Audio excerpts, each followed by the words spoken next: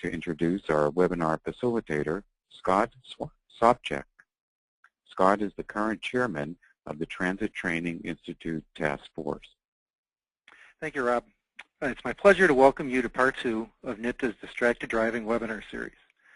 Today we'll focus on the effects of over-the-counter drugs and stimulants on driver performance.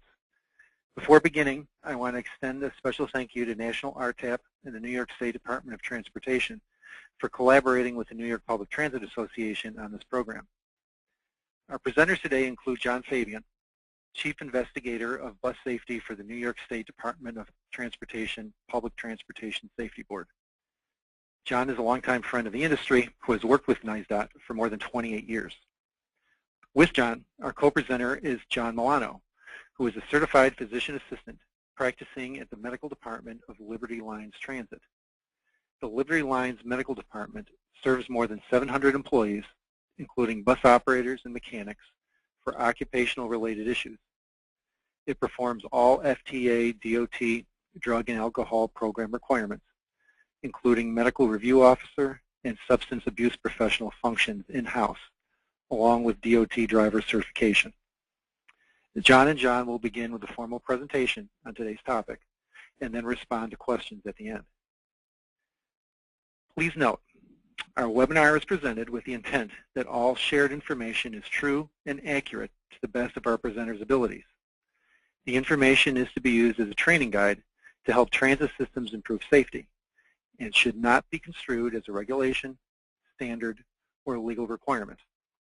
Now my pleasure to turn the webinar over to John Fabian and John Milano. Gentlemen. Thank you, Scott. I'd personally like to thank National RTAP for supporting this effort and NHTSA for asking me to present today's webinar along with my co-presenter, John Milano. My portion of this webinar will focus on the goals, the problem, our industry's roles, and the effects of stimulants, nutritional boosters, and dietary supplements. Before I begin, I'd like to welcome back all the folks who joined us in March for the first webinar in this series, and welcome all the new first-timers. If you are new, feel free to view the last webinar called Distracted Driving, the Effects of Cell Phones, Texting, Fatigue, and Prescribed Medicines on Driver Safety. It is archived in the online library at transittraininginstitute.org. Today's webinar will advance the discussion on another driver safety issue, this time about over-the-counter drugs and the surge of new stimulants that are flooding the market. Over-the-counter meds have been available to drivers for decades. Oftentimes, specific drugs are initially categorized as prescription-based. However, over time, the Food and Drug Administration may reclassify them, removing the need for a prescription. These drugs are now unregulated, and when it comes to who's taking them, how many, and how often. CDL drivers who see no harm in taking over-the-counter meds on the job should really consider this fact, and carriers should monitor employee usage with this knowledge in mind. The topic of stimulants, which include functional energy drinks, also known as FEDs, and nutritional supplements, are charting new waters daily. New data and opinions surface all the time, some good, some bad, some warnings, and a lot of advertising. Our second goal today is to capture useful and up-to-date information on these topics and break down the different roles our industry plays. As an industry concerned about the safety of transit employees and the risks to our passengers and the public, we need to determine our role. FEDs and nutritional supplements are typically legal in the United States, but some countries have banned these products entirely. Our CDL drivers, as well as you and I, should see this as a warning and a reason to take a closer look. Our third goal is to share the latest data and our findings. This information may require us to reevaluate our in-house policies and make adjustments, even if current laws don't demand that we do so. We may need to re-educate our workforce, and in this arena, I think it's paramount. Don't let your employees determine what's appropriate to ingest before or while driving your buses. Instead, allow them to feel confident in turning to you for sound advice, especially when it comes to OTCs, FEDs, and nutritional supplements. Is there really a significant problem in our industry? Well, let's compare it to an ostrich burying its head in the sand. A large, strong, quick bird respected for its size and speed. yet hiding its head in the sand can make him slow, vulnerable, and unresponsive. If we too choose to hide our heads in the sand and foolishly ignore this problem, our industry will suffer. So how does the problem specifically impact your role? Let's find out. For managers, you need to know what's out there.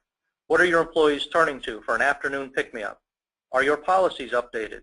Should you be retraining your employees? And are you sending the right message and sharing the best information? For you trainers, you need to access, understand, and share the most current research. Do you really understand your company's role and regularly train your staff? Are you available to properly guide staff on job safety? For those of you whose jobs focus on safety, although actually all of our jobs really do, but specifically those as safety managers and chairmen of accident review committees, can you respond to questions regarding the harm involved with and the legality of using certain OTC drugs or unregulated products?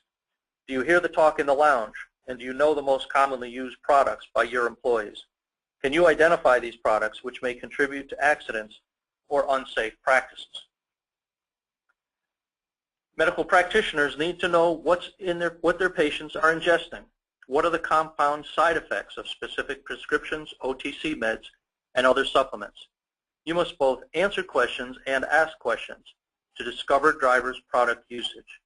Are you cautious when you sign the form permitting a driver to operate a commercial motor vehicle? Let's look at our current regulatory control mechanisms concerning OTCs and stimulants. There are obviously regulations concerning in place for drugs and alcohol. On the federal side, we have FMCSA Parts 382 and FTA Part 655. These cover OTCs, but not FEDs and supplements. OTCs have received significant attention in the past, and I encourage you to review the information in the FDA Prescription and Over-the-Counter Medications Toolkit. The research and sources used for this discussion will be provided at the end of the presentation as a reference slide for your use, and the links will be emailed to you after the webinar. State DMV 509 Article 19A and PTSB Part 990 all have very limited coverage or no control over FEDs and supplement products. We seem to have a swelling OTC industry and a blossoming stimulant market. One source for this presentation addresses the proliferation and availability of numerous chemical substances sometimes used by commercial drivers. Entitled Synthesis 19, Effects of Psychoactive Chemicals on Commercial Drivers' Health and Performance, Stimulants, Hypnotics, Nutritional, and Other Supplements. This source looks at how these substances impact driver performance and health. I strongly recommend this resource as a safety guide to personnel at all bus companies and to medical practitioners who conduct 19A physicals. All in all, it affirms there are only a few safe substances available as sleeping aids or alertness enhancers.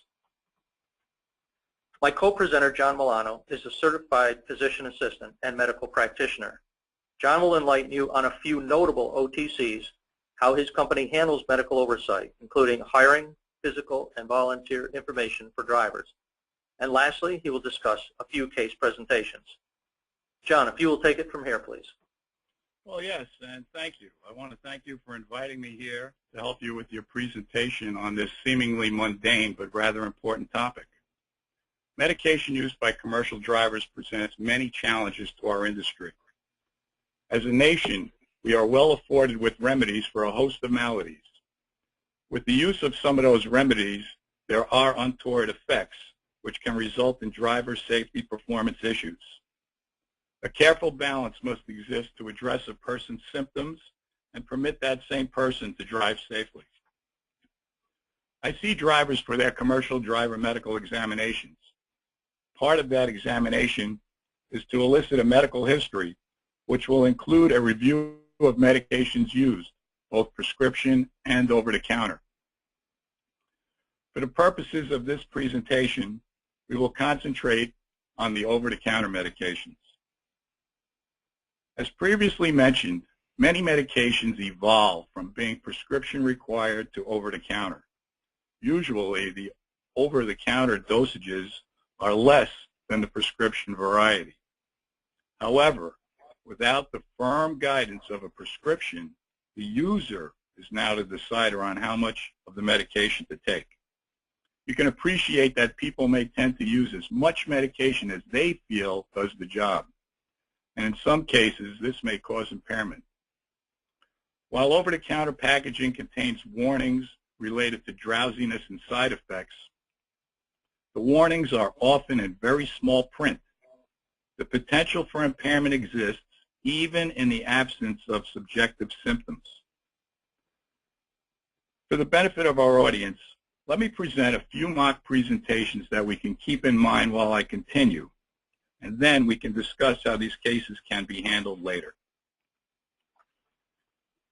For the first, a 36-year-old male driver who reports to his dispatcher that on his day off he needed to go to the emergency room at his local hospital for some stitches after he cut his leg while moving some yard tools at home.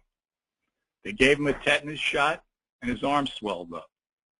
He telephoned the ER and they instructed him to put ice on the arm and he could take some Benadryl.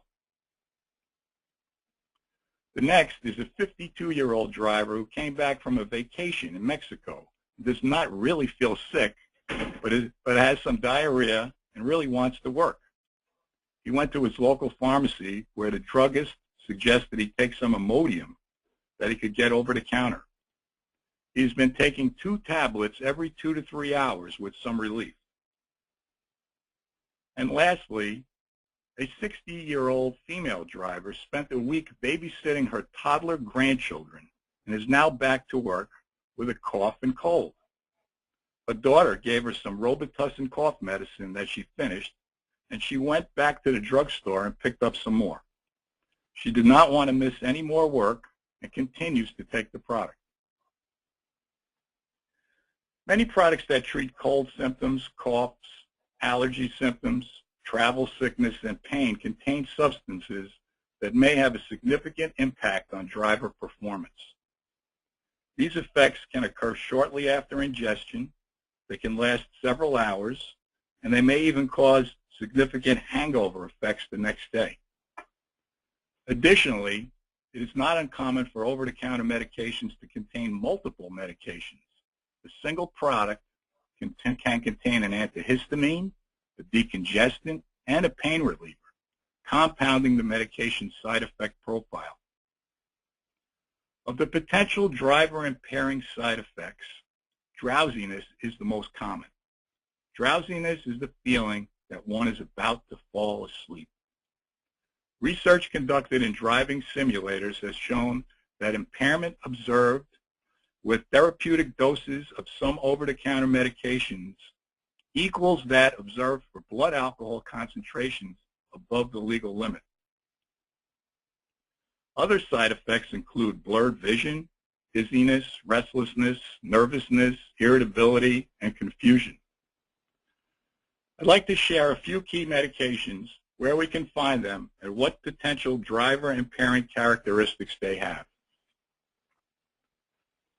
The major categories of over-the-counter medications that impair driver performance include antihistamines, analgesics or pain relievers, cough and cold preparations, and anti-motility agents. Let's highlight each of those. Antihistamines. This is the leader.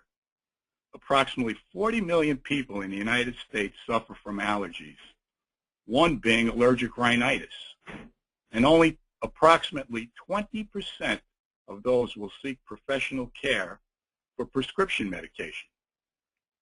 That means that 80% are self-medicating at the OTC section of their local store. There are 2 general classes of antihistamines available, first generation or sedating, and the newer second generation or non-sedating. The first generation is the big offender. The most prevalent drug in this class, and the one that will be found most in the category of over-the-counter allergy and cold medicines, is diphenhydramine, widely known as Benadryl. Studies have shown diphenhydramine to decrease alertness, slow reaction time, impair concentration, time estimation, attention, and memory. In a driving simulator study, the effects of a single 50 milligram dose corresponded to those of a blood alcohol concentration of 0.10%.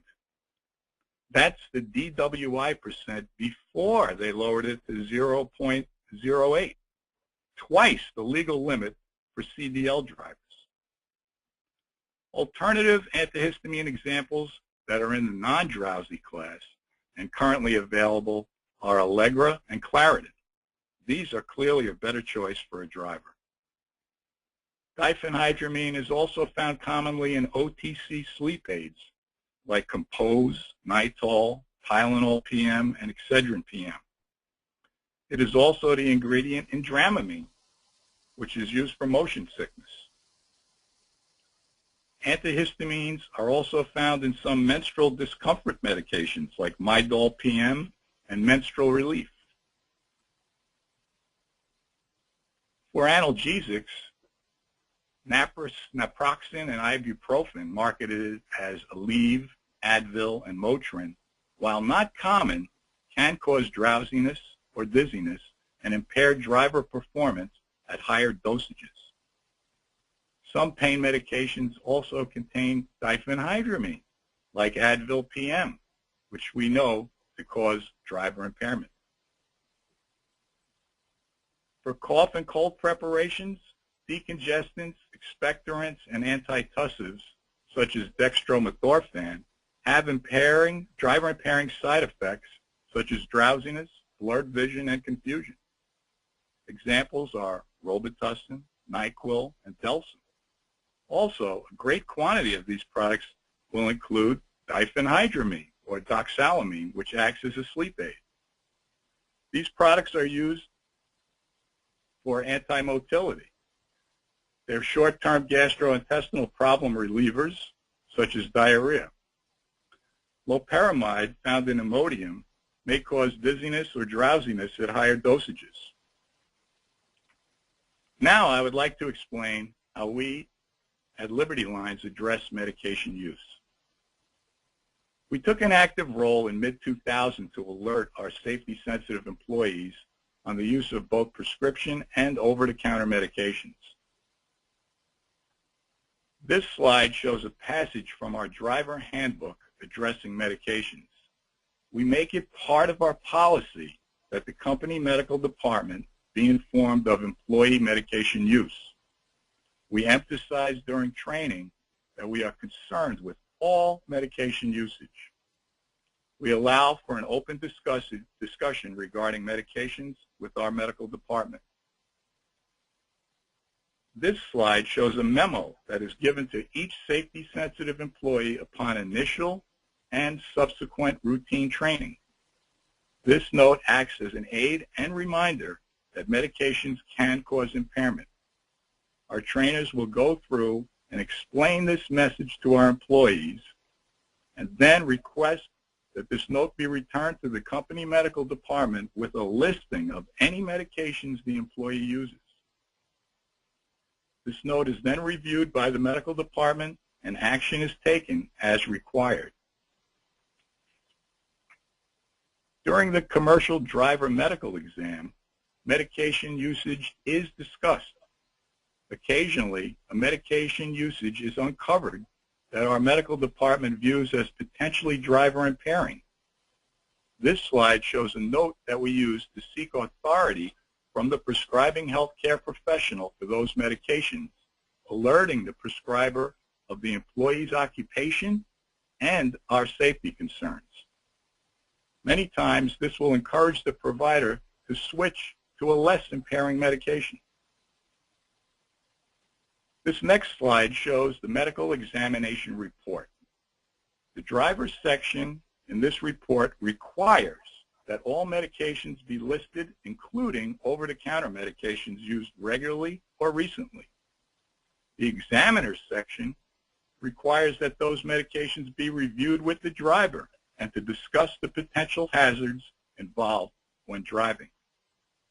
The U.S. Department of Transportation has been aware of the increased use of both prescription and OTC medications and their potential for driver impairment. It is just announced that effective May 2014, medical examiners will need to complete training, testing, and then be registered to qualify to certify commercial drivers. I am sure this is an effort to make examiners aware that medication use and its impact on driver safety needs to be formally addressed during the medical exam. To conclude, I would encourage all motor carriers to review their policies regarding medication use. A good source for policy information is the U.S. DOT Federal Transit Administration booklet, Prescription and Over-the-Counter Medications Toolkit, which is available online through the FTA website. Motor carriers should include information in your training programs regarding medication use, both prescription and over-the-counter. Drivers should be instructed on reading medication labels, knowing what effects to driving medications can cause, and how to speak with a medical provider in regard to selecting the right medication for them. And motor carriers should maintain an open dialogue with their medical examiner and their employees to promote safety for all. Let's get back to those presentations now. Our first case was the driver who received the tetanus shot and had a reaction from the shot and was told to take some Benadryl. In the right circumstance, this is appropriate treatment. But we now know that Benadryl is a potent medication that can cause drowsiness. Here, I think an important step is that not only the driver, but the dispatcher also be aware of a potential medication side effect. He could inquire if the driver has used the medication and when. The safe way to go on this is to hold the driver out if he has taken the medication recently, like within the last 8 hours, or reports any drowsiness. So here, we're not talking only about training your drivers, but also your front line staff to the effects of medication use. Our next case was the 52-year-old driver who came back from a vacation in Mexico, does not really feel sick, but has some diarrhea and really wants to work. He went to his local pharmacy where the druggist suggested he take some Imodium that he could get over the counter. He's been taking 2 tablets every 2 to 3 hours with some relief.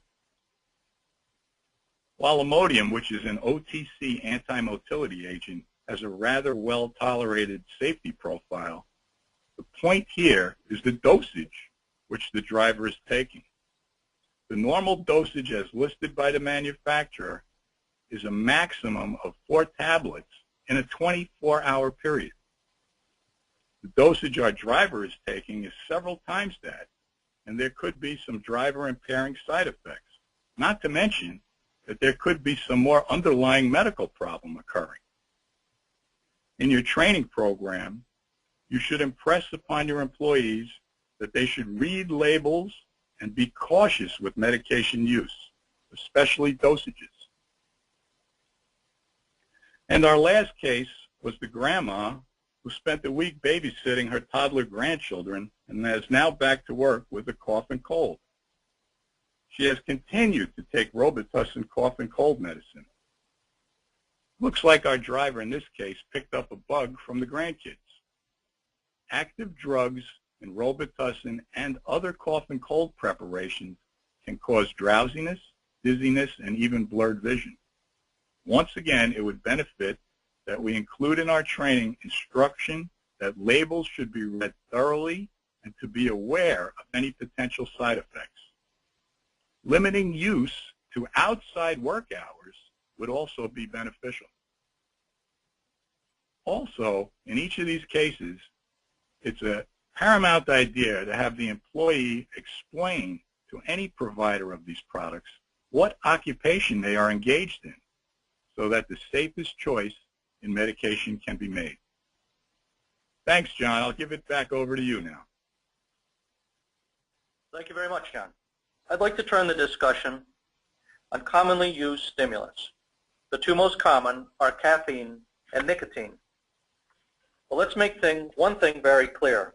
Obtaining sufficient quantity and quality sleep on a daily basis is the most conducive way to maintain alertness and manage driver performance. I won't focus too much on nicotine since we know it all too well. Tobacco is the source through cigarettes, chews, tobacco, cigars, nicotine patches, nicotine gum, etc.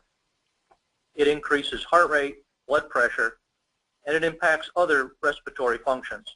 It is not recommended for CDL use due to its negative health effects. Now let's talk about caffeine. The most common ingredient used by drivers to stay awake and alert is caffeine. Coffee normally contains 75 to 250 milligrams of caffeine per 8-ounce cup. Iced teas generally range from 6 to 60 per 8-ounce cup. The FDA limits soft drinks to 71 milligrams of caffeine per 12-ounce bottle or can. Within 45 minutes of ingestion, caffeine is completely absorbed and distributed throughout the body. Effects include mild stimulation, mild wakefulness, the ability to sustain intellectual activity, faster reaction times. Synthesis Report 19 states caffeinated chewing gum offers a good potential application for CDL drivers. Caffeine effects last for about 4 hours and may include slightly higher heart rate, elevated blood pressure, noticeably perky mood, increased alertness, increased cognition, meaning reaction time and memory, and increased physical performance. It has shown to improve pulmonary function and aerobic performance, with effects dissipating within 24 hours. The Federal Motor Carrier Safety Administration, FMCSA, has made recommendations regarding caffeine consumption, including consuming it sparingly and only when a boost is necessary. Overall, caffeine is a safe and effective way to maintain and restore cognitive performance, even under stress. However, when too much caffeine is consumed regularly, there are risks involved. Some signs of over-ingestion include restlessness, nervousness, irritability, and sometimes even nausea and neuromuscular tremors. None of these are preferable conditions for our bus drivers. Let's talk about the new breed of stimulants. Legal stimulants are considered widely available to all consumers. In fact, many of these products significantly target CDL drivers, leaving us strongly concerned. 3 product types, which are becoming increasingly discussed in our industry, include functional energy drinks, or FEDs, nutritional boosts, and psychoactive herbal supplements. Common examples of FEDs include Red Bull 5-hour energy and 6-hour power.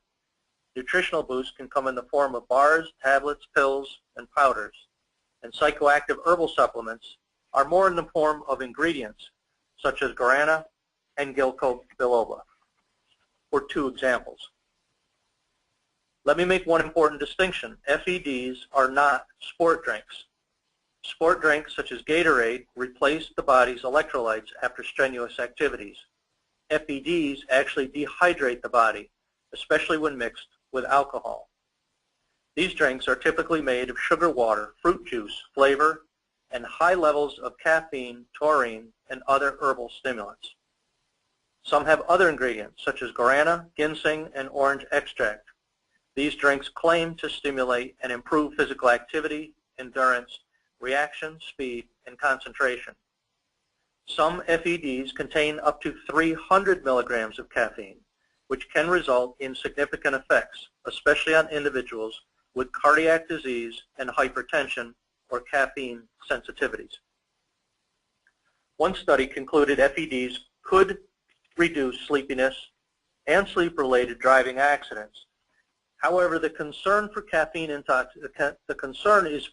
caffeine intoxication, which brings on nervousness, anxiety, restlessness, insomnia, gastrointestinal upset, tremors, and psychomotor agitation.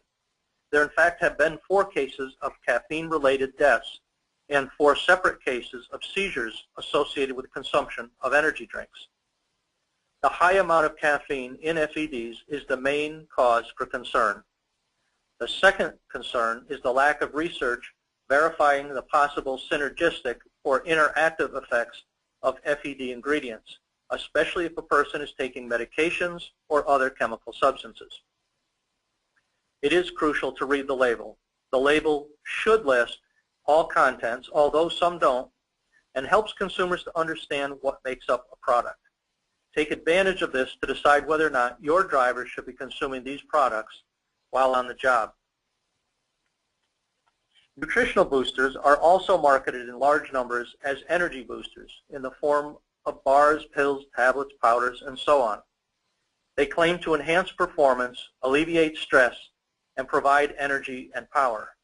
Most have a mixture of ingredients such as ginseng, guarana, vitamins A, B, C, and E, niacin, folic acid, and other various mineral mixes. The concern here is that there are not any known scientific reports or studies evaluating or documenting these products or, again, their synergistic effects. There have been research studies on some individual active ingredients referred to as dietary supplements. Currently in the United States, there are no commercial transportation-wide policies regarding dietary supplements. The issue here is that most supplements are not approved or regulated by the FDA. Therefore, the quality and the quantity of content vary dramatically. Objective validation of the claims of the safety or efficacy is not readily available. There have been incidences where component ingredients purchased overseas were contaminated with toxic metals and or other drugs. Given that, let's discuss the 2 most common supplements, guarana and ginkgo biloba. Both are classified as psychoactive herbal supplements. Guarana comes from a bush in Brazil. It contains granamine, which is nearly identical to caffeine. It also contains alkaloids, which are found in coffee and tea. Guarana acts as a cognitive enhancer and claims to provide mild stimulant properties and enhance physical and mental performance. It's been shown in higher levels not to increase performance and instead create adverse side effects such as tension, irritability, and nausea.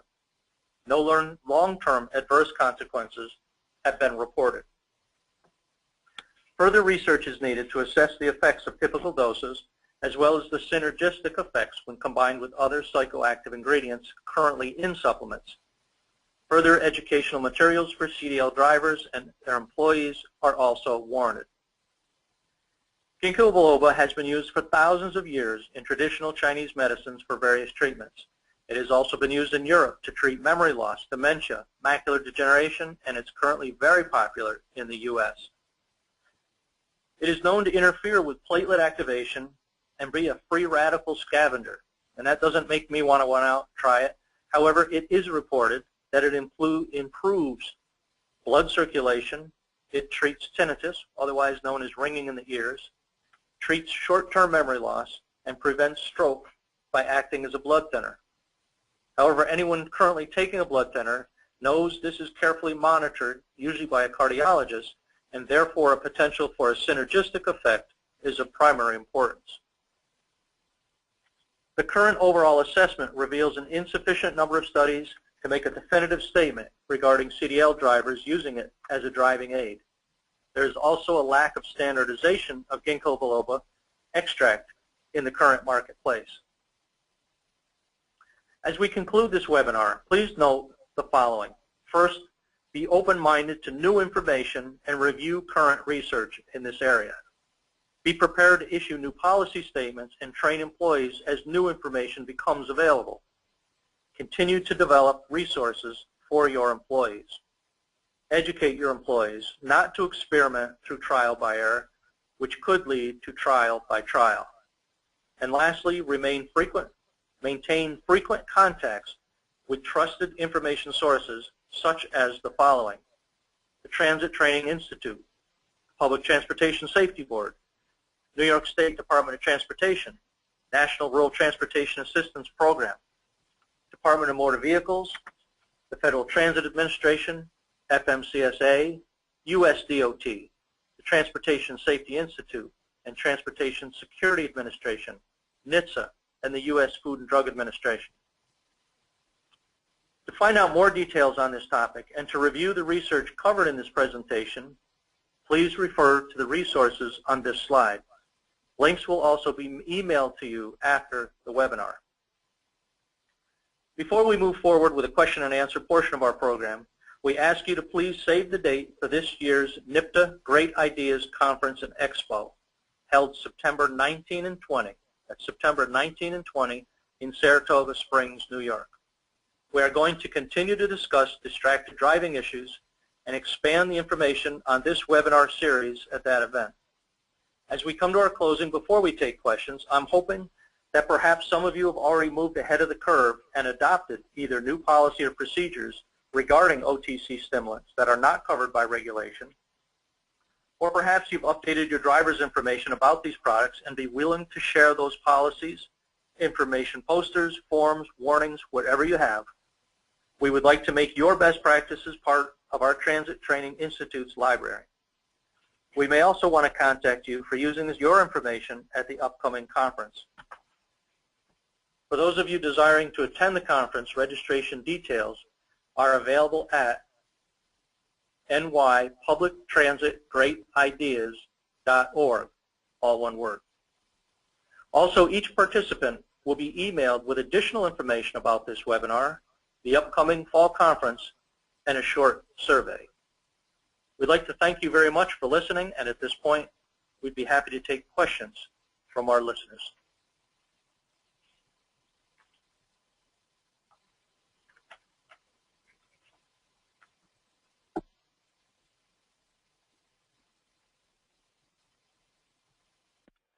John, this is Scott. Of course, the webinar, one of the questions that comes up always is a lot of smaller operators is sometimes if so many hats they need to wear, sometimes these things can be seem a little overwhelming. I wonder if maybe you and John might speak a little bit to some ideas, ways they may best be able to deal with these type of situations. Sure, Scott. It's a good question.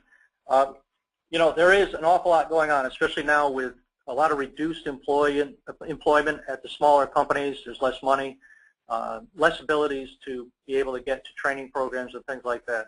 And I guess the one thing that I would like to encourage is to make use of the information that is out there through the greatest information source that I know of, that's the internet.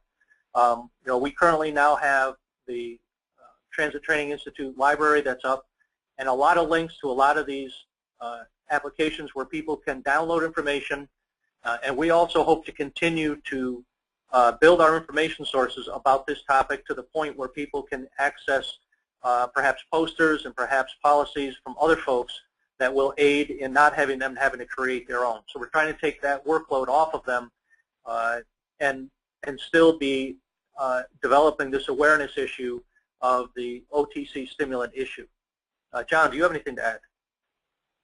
Well, I could certainly appreciate how the smaller operators would not have an in-house medical department like I have here at Liberty Lines. And I would suggest that the first step that anybody should take is to have some type of policy which will then become the foundation for which you can act off. And the toolkit that's available online through the FDA website is a great source, and you can start by just modeling your policy after one that's in there.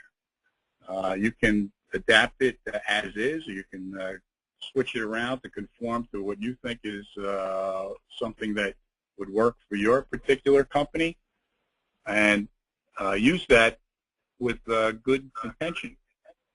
I would also suggest that the medical examiner that any small operator uses be aware that your company is concerned about medication use, and you should spell out to that examiner that you want to be careful that that particular segment of the examination is being addressed.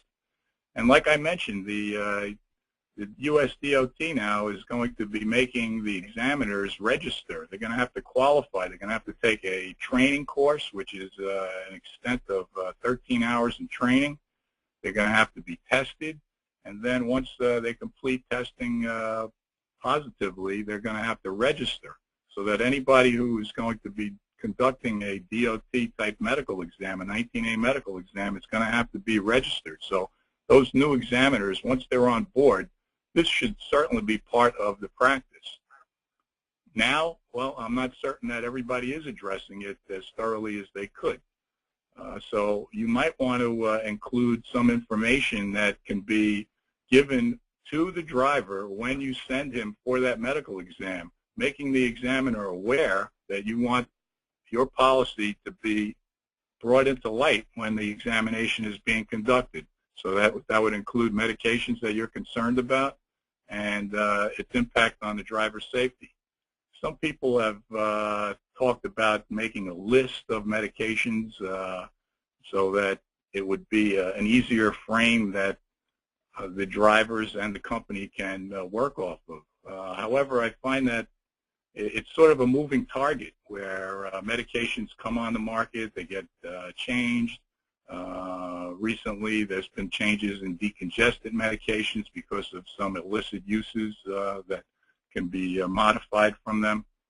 So the list thing is, in theory it sounds great, but I think that what happens then is that you just have a list, and if somebody comes up with a different medication, they'll just say, well, it wasn't on the list.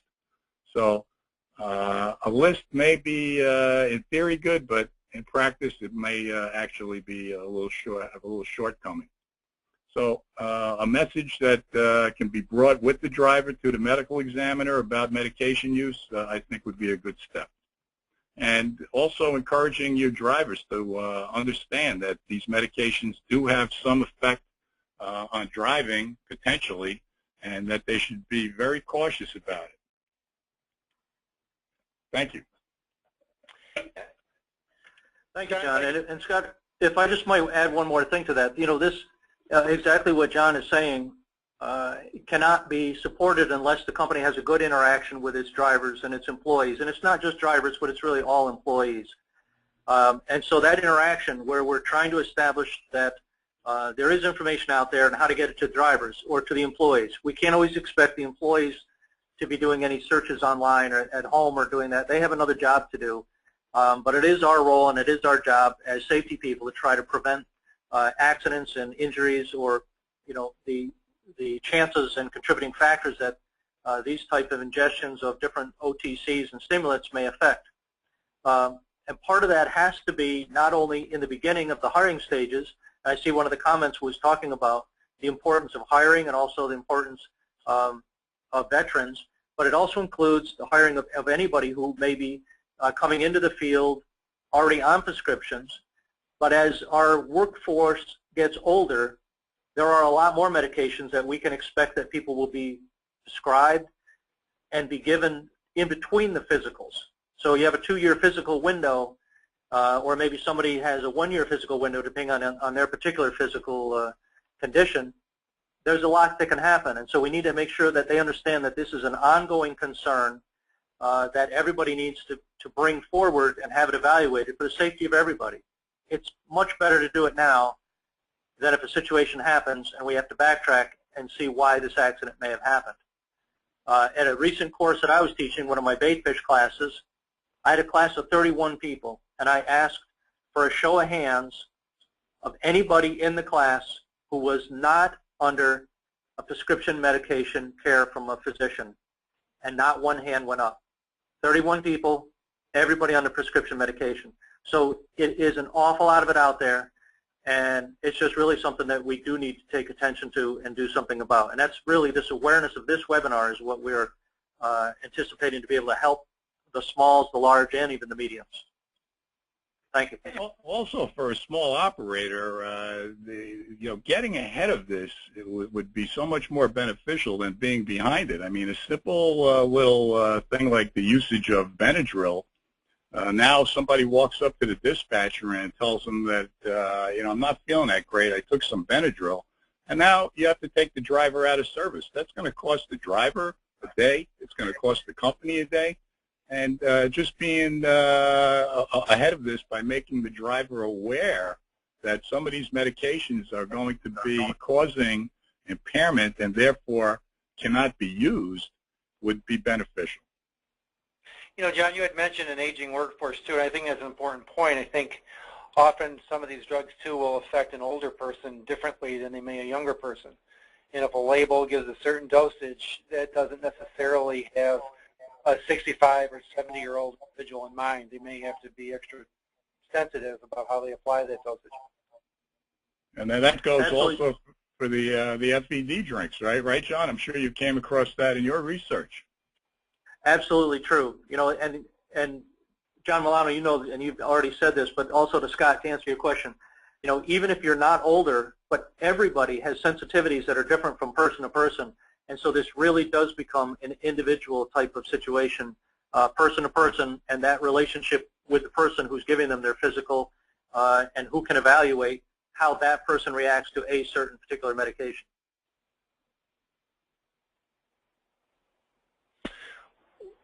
It seems that when you pass age 35, the free ride is over.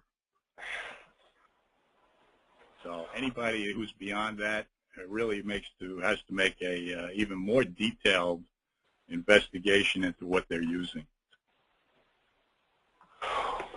Well, John, I think we've covered most of the questions. Is there anything else you want to add before we finish up?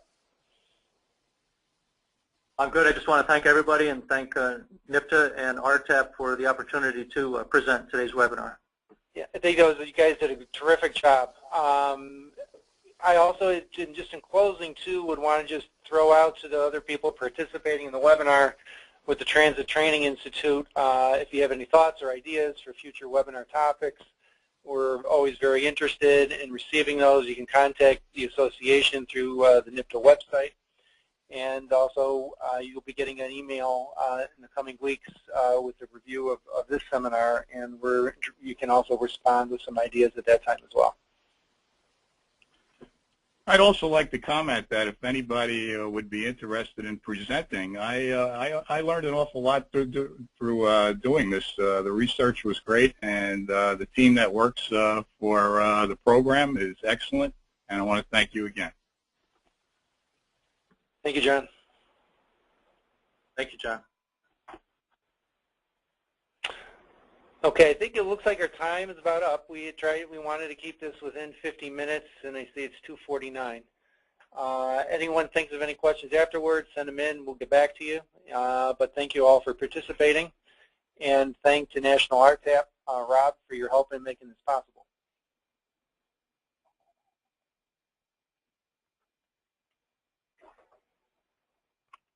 Thank you, Scott. Sorry, I had you on speakerphone. The webinar will be ending, and thank you all for participating. Bye.